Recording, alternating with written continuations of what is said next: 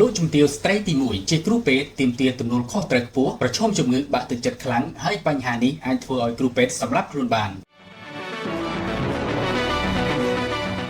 លោកជំទាវបណ្ឌិតពេជ្រច័ន្ទមនីហ៊ុនម៉ាណែតប្រធានកិត្តិយសនៃមូលនិធិគុណធបុប្ផាកម្ពុជាមើលឃើញថាមូលហេតុដែលមន្ទីរពេទ្យគុណធបុប្ផាអាចសង្គ្រោះជីវិតទារកនិងកុមារកម្ពុជារាប់សែននាក់ក្នុងមួយឆ្នាំនិងទទួលបានការយកចិត្តទុកដាក់ពីឪពុកម្ដាយកុមារគឺព្រោះតែឆន្ទៈនិងទំនួលខុសត្រូវដ៏ធំធេងរបស់ក្រុមគ្រូពេទ្យលោកជំទាវអះអាងថាធ្លាប់បានប្រាប់សមាជិកក្រុមគ្រូពេទ្យសម្ដេចតេជោគីដាថាអាជីពជាគ្រូពេទ្យប្រឈមនឹងការកើតជំងឺបាក់ទឹកចិត្តខ្លាំងលោកជំទាវបានកំណត់សម្គាល់ឃើញថាជំងឺបាក់ទឹកចិត្តខ្លាំងនេះគឺអាចធ្វើឲ្យគ្រូពេទ្យចង់សម្លាប់ខ្លួននៅក្នុងពិធីបើកយុទ្ធនាការ 10000 រៀល 10000 នាក់នាព្រឹកថ្ងៃទី 1 ខែមិថុនាលោកជំទាវពេជ្រច័ន្ទមនីថ្លែងដូចនេះឲ្យតែឃើញសមាជិកសមាជិការបស់ពេទ្យធីតានាងខ្ញុំតែងតែប្រាប់ថាអូនឯងចាប់ជំនាញគ្រូពេទ្យនឹងគឺ stress ធ្វើពេទ្យអ្នកសប្បាយរីករាយគេមិនដែលចូលមកជម្រាបសួរពេទ្យទេមានតែអ្នកកាត់ទុកឈឺត្អូញត្អែយំបានចូលពេទ្យដូច្នេះអ្នកដែលធ្វើការនៅក្នុងជំនាញពេទ្យទាំងអស់គឺជួបរាល់ថ្ងៃជាមួយនឹងអ្នកដែលមានជំងឺទុក្ខសោកយំនេះគេហៅថាធ្វើគ្រូពេទ្យ stress ណាស់ពេល stress ហើយក៏ដឹងថាទៅណា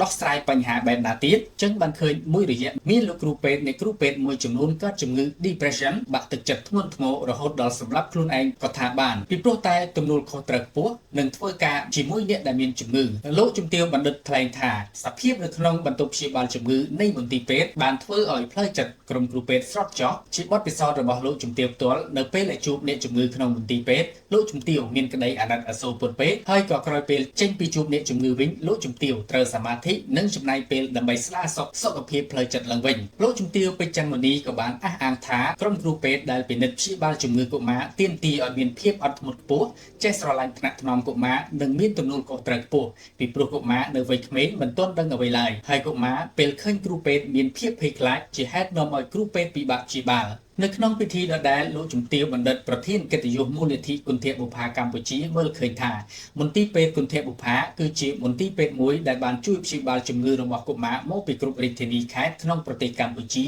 ព្រោះនៅមានកូនចៅឈឺមានជំងឺធ្ងន់ស្រាលឪពុកម្ដាយជីដូនជីតាដែលរស់នៅតាមបណ្ដាខេត្តបានបញ្ជូនកូនចៅខ្លួនមកព្យាបាលនៅមន្ទីរពេទ្យគុណធបុប្ផាភ្លាមលោកជំទាវបន្ថែមថាមន្ទីរពេទ្យគុណធបុប្ផាបានបំពេញតួនាទីយ៉ាងសំខាន់ក្នុងការជួយសម្រួលក្តីព្រួយបារម្ភភាពតក់ស្លុតរបស់ម្ដាយឪពុកចំពោះសុខទុក្ខរបស់កូនខ្លួនជាមួយគ្នាលោកជំទាវពេជ្រច័ន្ទមនីបានអរគុណក្រុមគ្រូពេទ្យដែលបានជួយព្យាបាលជំងឺកុមារដែលកើតជំងឺកាយសាហាវមិនគិតយកថ្ងៃដែលនេះលោកជំទាវចាត់ទុកថាជាបេសកកម្មដណ្ដើមជីវិតកុមារពីមាត់មាច់រីកតាំងតែពីមន្ទីរពេទ្យគុណធបុប្ផាចាប់ផ្ដើមដំណើរការឡើងវិញនៅឆ្នាំ1992មន្ទីរពេទ្យនេះបានទទួលការពិនិត្យនិងព្យាបាលនៅផ្នែកពិគ្រោះជំងឺក្រៅកុមារនិងស្ត្រីមានផ្ទៃពោះចំនួនប្រមាណ23លានករណីបានទទួលកុមារមកសម្រាប់ព្យាបាលធ្ងន់ធ្ងរប្រមាណ2.8 លាននាក់និងសម្រាប់កូនស្ត្រីមានផ្ទៃពោះចំនួនប្រមាណ410,000នាក់មន្ទីរពេទ្យគុណធបុប្ផាទាំងនៅភ្នំពេញនិងខេត្តសៀមរាបត្រូវចំណាយថវិកាជាង$120,000ក្នុងមួយថ្ងៃឬក៏